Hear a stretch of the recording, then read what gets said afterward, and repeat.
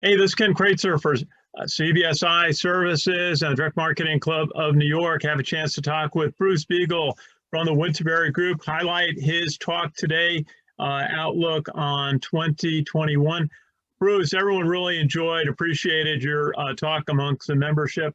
You went through 2020, starting off strong in January into mid-March, and everything stopped. And then you were optimistic about how you saw growth and recovery in the fourth quarter. Yeah, it was April and May was, especially coming from a firm in New York, and New York was hit so hard. We really didn't know what to expect. And even through June, when we looked at the horrible numbers in the prior 3 months, it was pretty catastrophic for the industry.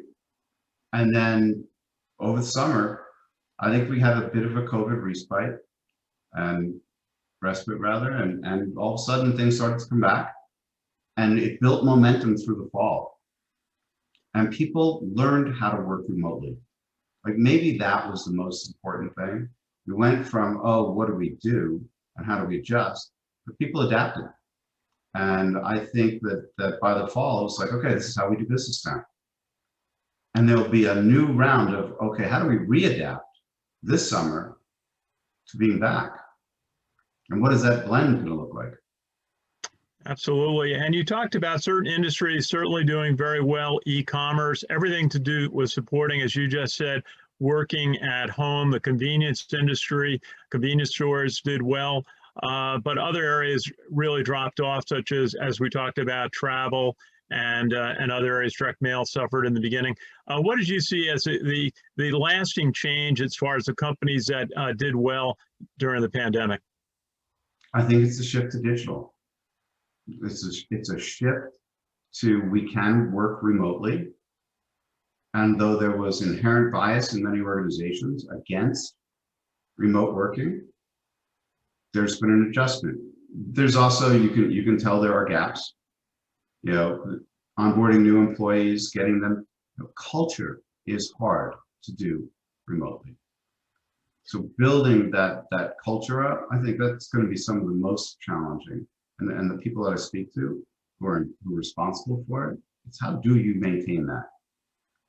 And you talked a bit about the shift in business to business marketing to digital, looking like consumer to some degree, again, because many are working from home. Well, what's the lasting impact on business to business marketing?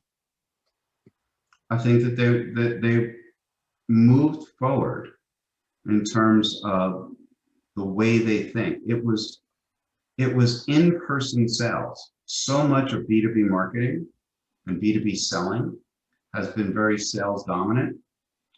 And because you couldn't do that in person, you were forced to rely more on marketing. So if anything, marketing got a more equal seat at the B2B table with sales.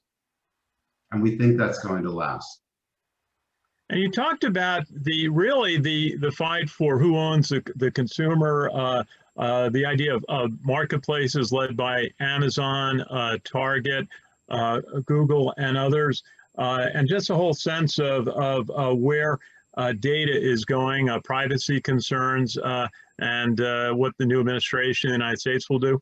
What's again your thought on managing data and managing relationships? What's a key point for that? Yeah, I just think that you have to find your data. I think the first, most important thing is get organized. If your data is in 30 places, you don't survive. So you need to get your data into a place so that you can actually manage consent and you can manage marketing. So the first, hardest layer, that is the hardest thing to do, is to get the data up from all the silos and to find it.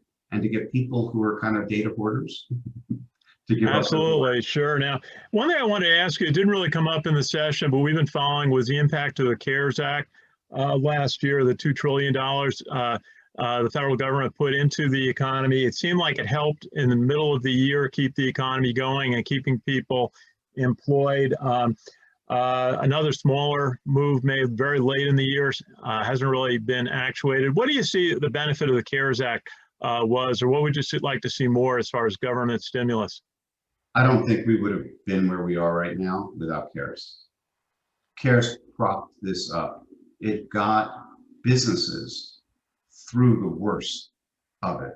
While they were going through that adjustment, while people were very locked down, while there was, frankly, a little bit more panic, while supply chains were disrupted, that CARES money kept the economy from tanking.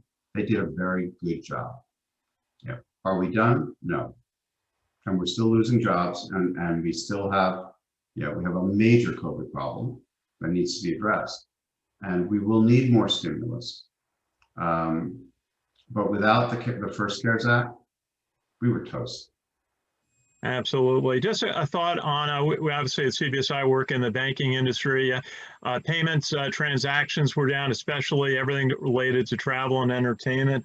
What do you see as the key to recovery? We talked a little bit about it during the session. The need for vaccinations will open up travel again. Yeah, look, we're never going to get there with herd immunity. That was, without the vaccine, you can't just infect people. And the more of my friends that I speak to, the more my wife has had it. One of my kids has had it. Somehow I didn't get it. So it's still pretty random. But I think vaccines will really help balance this. And eventually it may just be that we have to have an annual vaccine. And where the flu vaccine was pretty optional, I think this is going to be one where people get their vaccine every year because you don't want to run this risk. Absolutely. So important. Bruce, maybe as a final thought, you're optimistic about once the population has been vaccinated and the COVID levels drop, that you see largely a recovery back to prior advertising spending fairly soon. Yeah, I think it's different. Money moved around the channels and will continue to move around, but it's been moving around the last 20 years. You've been watching these studies for a long time. But it does come back. People, need to be marketed to. People need to be found. And brands, need to market their products. So I just think that yes, we will get more in person. I have not spoken to people who said, I don't want to travel anymore, personally and for business. A lot of people are rethinking how much business travel they were doing and how much did you need to do versus how much did you want to do. I think the consumer is more than ready to go back out and see their family and go on vacation. So I think consumer travel will pick back up, as people feel comfortable and they feel safe. And business travel will come back, but it won't be, I've got to travel to every single thing. More will be done via Zoom and Teams and all the rest of it than we ever did before.